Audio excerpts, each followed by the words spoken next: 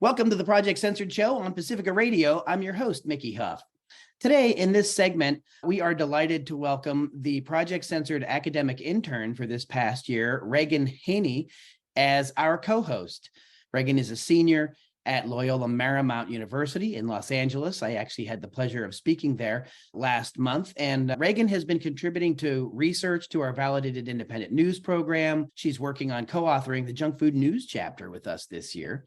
And today, we are delighted to bring Reagan into the mix, and she's going to be doing an interview with none other than Alan MacLeod. Listeners of this show certainly should know Alan MacLeod. He's a guest fairly regularly, senior writer at MintPress News. We're going to talk about a really important article he did a while back, and he's doing some follow-ups on, called Call of Duty is a Government PSYOP, and these documents prove it.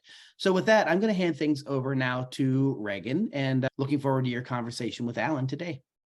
Yes, hi. I am very happy to be here. Very happy to be speaking to Alan MacLeod, sorry. And so essentially my goal here is to get an understanding of your article that Mickey has mentioned, Call of Duty is a Government PSYOP. And I was hoping that you could essentially unpack your research as well as your findings and give us a little bit of context surrounding the relationship between the Pentagon and Call of Duty video game developers, and as well as the propaganda that comes from that. Yeah, sure. Thank you very much. It's a delight to be back with you guys. So I'm an investigative journalist, and I guess for the past 18 months, probably the main theme of my work has been exploring the US government's increasingly intimate relationship with media of all shapes and sizes. For instance, highlighted how huge Silicon Valley giants like Google, Twitter, TikTok, and Facebook are now filled to the brim with agents of the national security state from the FBI, CIA, Department of Defense, and other three-letter agencies, and how those quote-unquote former spooks now work in highly politically sensitive fields like trust and safety and content moderation. I've also looked at the Pentagon's relationship with film and media and television, and how the DoD has co-produced and written scripts for more than 800 Hollywood movies and more than 1,000 TV shows, including many of the biggest blockbusters out there.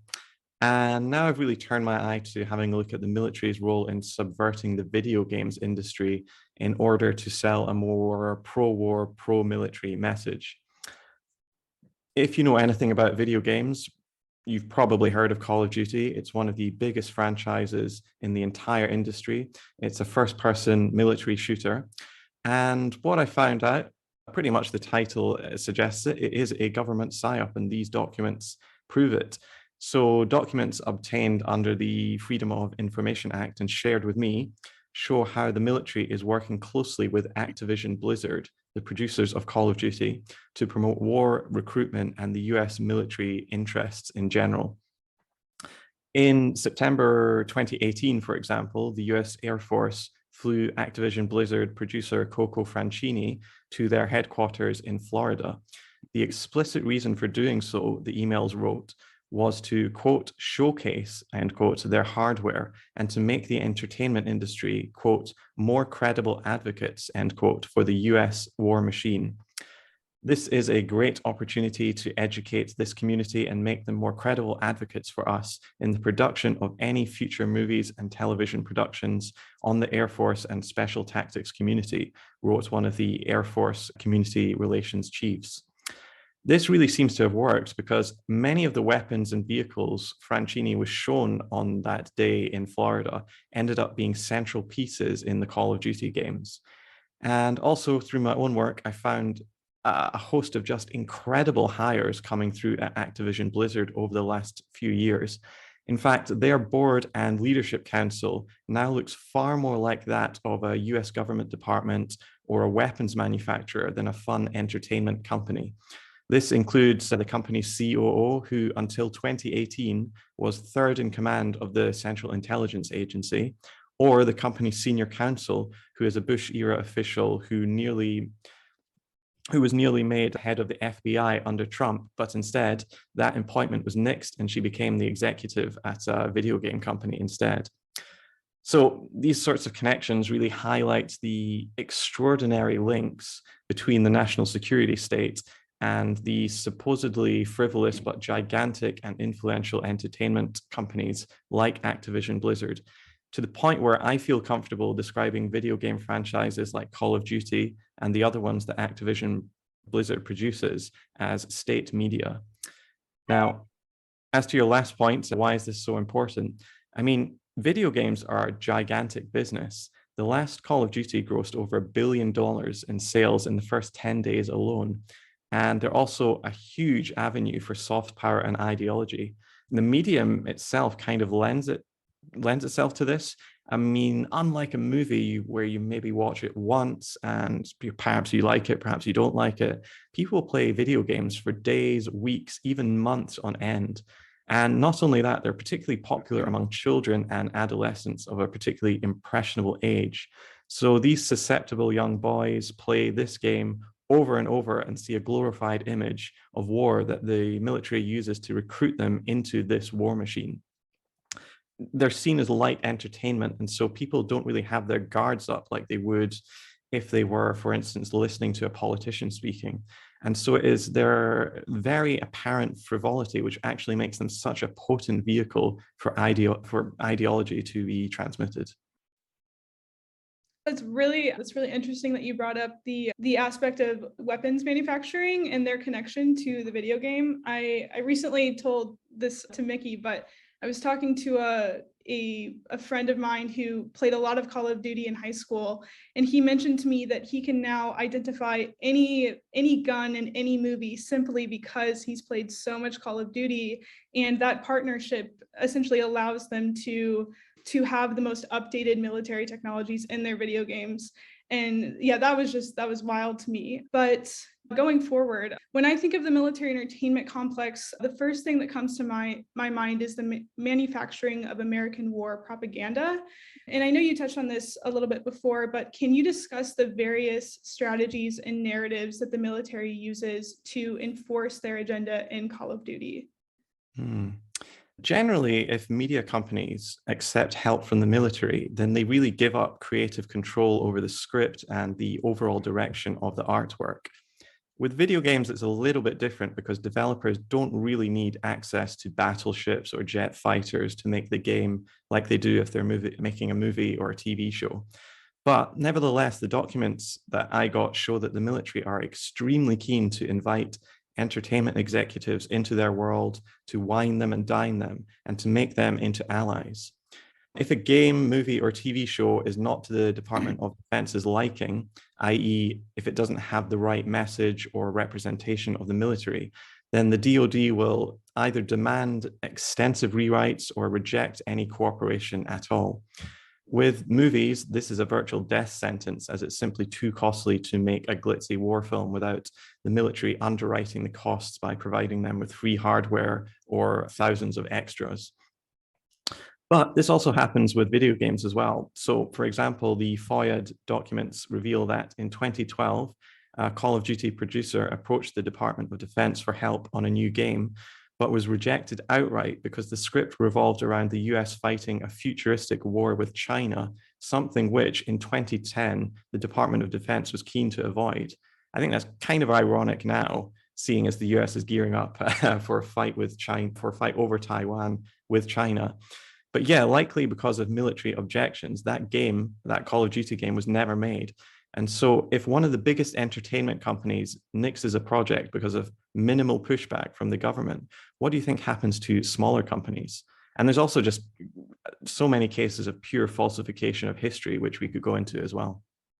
Yeah, that's actually my next question. So I know you mentioned the falsification of history in your article, and I'm aware of a few campaigns like the Highway of Death. That's a very infamous campaign in Call of Duty, as well as, this isn't necessarily a falsification of history, but it's definitely propaganda, is the No Russian Operation. So can you provide us with a brief summary of these campaigns, as well as the potential that they might have, or the potential effect that they might have on their audience? Yeah, well, there are so many to choose from, but let's take the most recent game, Call of Duty Modern Warfare 2. It starts off the first mission ludicrously presents, a general, an Iranian general, as under Russia's thumb and who is supplying terrorists with aid. This general is clearly based on Qasem Soleimani, an Iranian general and statesman who the Trump administration assassinated in 2020 under false pretenses. The first mission, you have to kill Soleimani via drone, and if you don't do it, then you can't proceed. And this is actually glorifying a major war crime that the Trump administration carried out in 2020. A lot of people don't actually know that Soleimani was killed in Iraq, and he was in Iraq, not Iran, because he had been invited to peace talks with Saudi Arabia to try to establish a détente among those two countries to try to bring peace to the Middle East for once. This, as we're speaking, seems to actually be happening now in the cold light of 2023, but they originally tried to do this in 2020. Soleimani is regarded as a hero inside Iran. A poll done by the University of Maryland found that more than 80% of Iranians consider him to be either strongly in approval of him or somewhat in approval of him. And this was before his assassination. And so ultimately, what we have in the latest Call of Duty game is the glorification of a major war crime. And this just continues on throughout all of the games. So likewise, in Call of Duty Ghosts, for instance, the plot is set in Venezuela, where players have to fight against General Almagro, who is a socialist military leader, clearly modeled on former President Hugo Chavez. Like Chavez, Almagro wears a red beret and uses Venezuela's oil wealth to forge an alliance of independent Latin American nations against the United States. As most people are probably aware, Washington did try to overthrow Chavez and his successor, Nicolas Maduro, multiple times. In the climax of the game, the sixth mission, players must shoot and kill Almagro from close range to continue. Now, when it comes to killing foreign leaders, sometimes it's even more blatant than this. So Call of Duty Black Ops, a 2010 game, it revolves around players assassinating a real figure, Fidel Castro of Cuba. They describe it as him as a dictator. And if you shoot him in the head, you're met with a huge, gory, supposedly artistic, beautiful scene of Castro's head falling back and the blood spattering the lens. And if you do this, you obtain a bronze, quote, Death to Dictators trophy. And so thus players are forced to carry out digitally what Washington has tried to do hundreds of times. I'll give you one last example. As you mentioned, the Highway of Death. That was a real incident during the first Iraq War, where the United States forces trapped fleeing Iraqi troops on Highway 80, shooting out the front and back of the convoy of these desperate people trying to escape the war zone. They then proceeded to just go on a killing spree, killing anybody they could. Nobody knows how many people died, but even people like Colin Powell, who was Joint Chiefs of Staff back then, described it as wanton killing and slaughter for slaughter's sake. So this, again, could be considered a major war crime. But in Call of Duty Modern Warfare, this event does take place for dramatic effect. However, it's not the United States doing the killing, it's actually Russia doing the killing, thereby whitewashing a war crime by blaming it on an official enemy. So the effect this has on the audience is it's a huge propaganda coup for the United States to try to convince young people that this sort of history didn't happen. And some of the sickest, bloodiest chapters in the modern history of the world were actually committed by our enemies, not by ourselves. So it allows the United States to frame their enemies as monsters and present US special forces who, by their own numbers, have launched more than 250 foreign interventions since the end of the Cold War to, get away with it scot-free. They're essentially getting people to love their oppressors and hate those trying to liberate them, as Malcolm X said. And, most gamers, particularly kids, are not very political. And so they don't have this sort of intellectual reservoir of understanding to see that they are being force-fed pure ideology from the trash can of history. This is what the radical Italian academic Antonio Gramsci called the process of establishing hegemony, the means through which elites elites get the population to see their positions, their understandings, their tastes, and their outlooks as the default and correct position in society. And so, yeah, what I'd say is games are serious business, and the military understands this. The battlefield is not just in the Middle East or the Pacific, but it's for our minds as well. Welcome back to the Project Censored Show on Pacifica Radio. I'm your host, Mickey Huff. Today in this segment, we are welcoming Project Censored intern Reagan Haynie. She is a senior at Loyola Marymount University and has been working with us this year on a variety of research projects, including validated independent news stories for top underreported stories. One of the stories up for review this year is Alan MacLeod's Call of Duty is a government psyop, and these governments prove it. A great investigative piece that Alan did at MintPress News, where he's senior staff writer. And we're going to now continue the conversation between Reagan Haynie and Alan MacLeod. Reagan? Hi, yes. So Alan, I know you were just talking about the effect of Call of Duty on its audience. And in my research, I had found a lot of stuff about the esports world. And I was wondering how the military has inserted itself into that landscape, and what do you think their motive is for this? Specifically, their involvement with the social media platform Twitch, and what are the implications of a government agency joining these streaming platforms? Yeah, I guess I'll just a point of reference for people who are not terminally online or young. Esports is professional video game playing, and a lot of young people tune in to watch the best gamers battle against each other for real prizes. What's the military's motive? I guess their prime motive in all of this is, in a word, grooming. They are trying to recruit kids into joining the military, quite possibly breaking the law in the process. Recruiters can't approach children in real life, but somehow in cyberspace, they're allowed to push a message of joining the army, implying that you can join up, sign up, and game all day, as if that's what life is actually like in a barracks. In fact, a lot of the language they use is similarly, eerily the same as online groomers. There's even more pernicious and bizarre attempts to groom adolescents into the army's ranks. One of them is Haley Luhan, a 21-year-old TikTok star who has nearly 750,000 followers on TikTok alone. Probably 50% of her content on Instagram or TikTok is sexually suggestive pictures, maybe 25% is memes, and the other 25% is hardcore army recruitment videos. The clear implication of her content is essentially, hi boys, if you join up, you'll get to be with me. In loads of her videos, she keeps joking that she is an army psyop. But here's the thing, she literally is a member of the US Army's Psychological Operations Brigade. And her videos make it clear that she spends most of her time on a military base. So I think all of this wink, wink, I'm a psyop stuff is trying to get around regulations about lying during recruitment.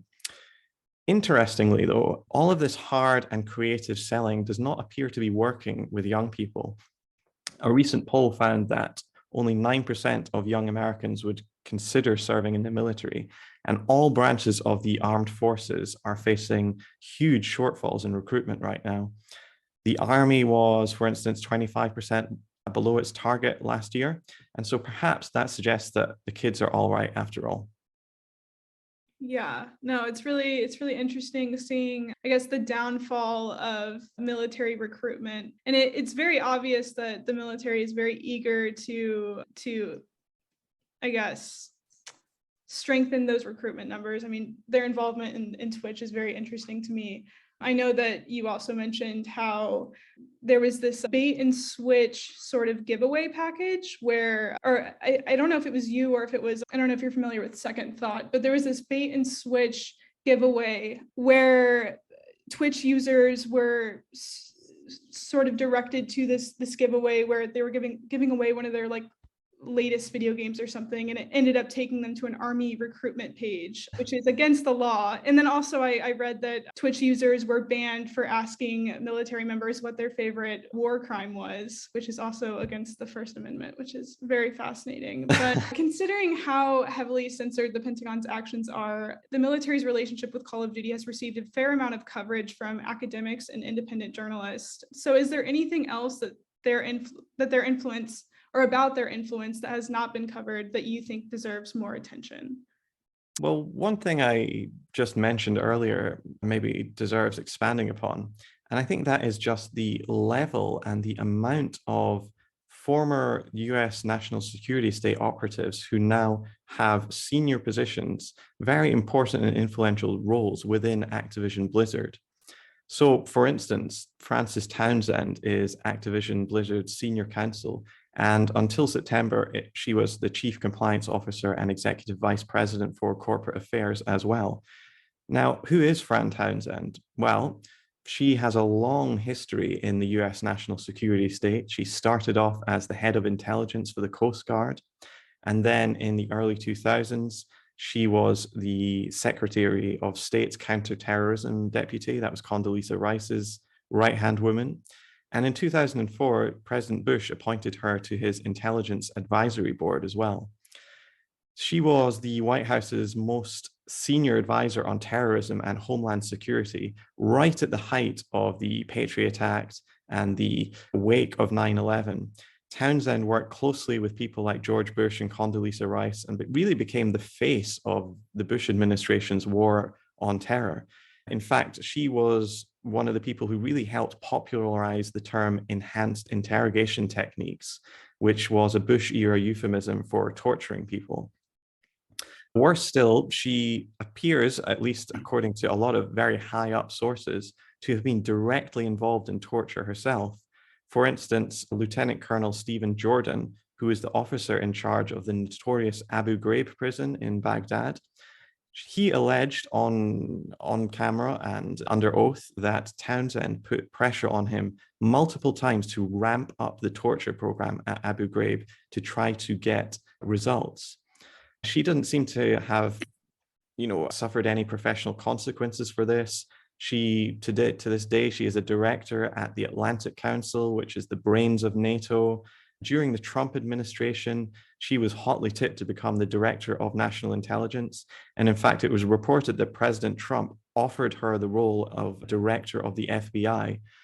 We don't know why she didn't take it, but instead of taking that job, she ended up working at this, seemingly incongruous, career detour, going to become an executive at a video games company instead. And Townsend is far from the only person we could talk about. Perhaps the most blatant one is Brian Bulletow, who I mentioned before. Until 2018, he was the chief operating officer of the CIA, which means that he was third in command of the agency. He was known as Mike Pompeo's attack dog. And when Pompeo moved from the CIA to become the head of the State Department, the Secretary of State, Bulletow went with him, and he was appointed Under Secretary of State for Management. And after Trump lost the election, Bulletow went straight from his senior job at the State Department to become one of the most senior people at Activision Blizzard, despite having zero entertainment industry experience. And there's loads more people that I profiled in the article, but that should give you an idea about what Activision Blizzard's board is like. Ultimately, then, these people have no business whatsoever running a video games company, and their appointments are frankly impossible to fathom in any honest world. But they do become completely understandable if seen through the lens of the US government trying to impose control over another key medium of communication.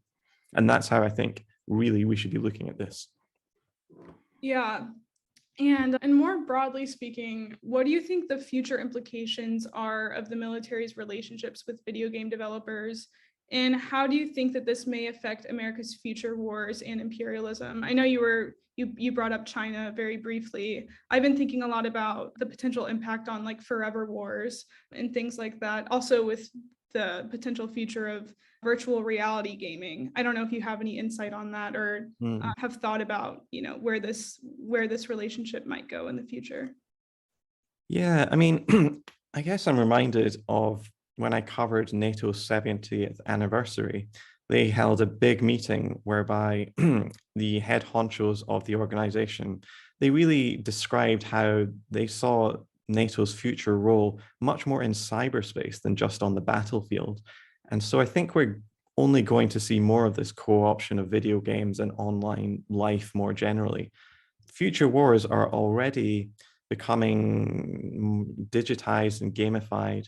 In fact, as you mentioned, drone warfare, it really already strongly resembles a video game, except that there's no respawn for people killed and it's game over for them. Middle Eastern drone pilots, or rather Middle Eastern drones, are piloted by people in Utah and Nevada. They're literally using Xbox controllers, and that's deliberate to try and appeal to gamers, to try to bring them into this system. And the interfaces are also deliberately made to resemble video games as well. In fact, I'm reminded of when Prince Harry went to Afghanistan as a helicopter pilot, and he described mowing down scores of Afghans. He described it as just like a video game. And that's really what this is all about, desensitizing people to taking other people's lives. The US military has produced its own video games, such as Airman Challenge and America's Army, both directly pitched as recruitment campaigns aimed at young people. And so I guess we're going to see more of these two worlds coming even closer into contact than they were before. I mean, if there's a solution to this, it lies in critical media literacy, which is something that Project Censored champions. We can't simply accept what we're being fed, especially if it's from gigantic corporations that are linked to the government. We really have to scrutinize what we are consuming, not just in terms of news, but also in terms of soft entertainment as well. As Socrates said, the unexamined life is not worth living. And likewise, if you're not critically evaluating what you're consuming, you might just be swallowing anything. Awesome. Thank you so much, Alan. This was really, really interesting. And yeah, thank you for coming and speaking with me. And thank you, Mickey, for hosting this. So. No, certainly my pleasure. And Alan MacLeod, it's always a joy. I don't know if that's the right word. It's a joy for me because I'm a media scholar and a historian. And so you offer such great insights, that I wish more and more people were aware of. This is certainly what we teach about. This is certainly what Reagan has been researching with us this past year. And again, Alan, keep up the great work that you do. Anything else that you'd like to add, or a place where people can follow you and learn more about your work? Yeah, I mean, I guess I'd just say that video game developers who, as I've just described, are now staffed by the same people as the Department of Defense and are essentially acting as recruiters, trying to get kids to sign their lives away to serve Washington's agenda worldwide. And that's something we really have to be clear about, what is going on with video games. They're not just, this fun little thing featuring an Italian plumber anymore. They're big business, and the military is involved. In terms of where you can follow me, you can find me at mintpressnews.com. Or if you're on Instagram, I'm at alan.r.macleod. Or if you're on Twitter, you can follow me at Alan R. MacLeod. And MacLeod is spelled MacLeod. And it's Alan with one L, ALAN. That's right. So Reagan Haynie, Alan MacLeod, thanks so much for being with us in this segment of the Project Censored Show today. Thank you so much. Great to be with you. Always a pleasure.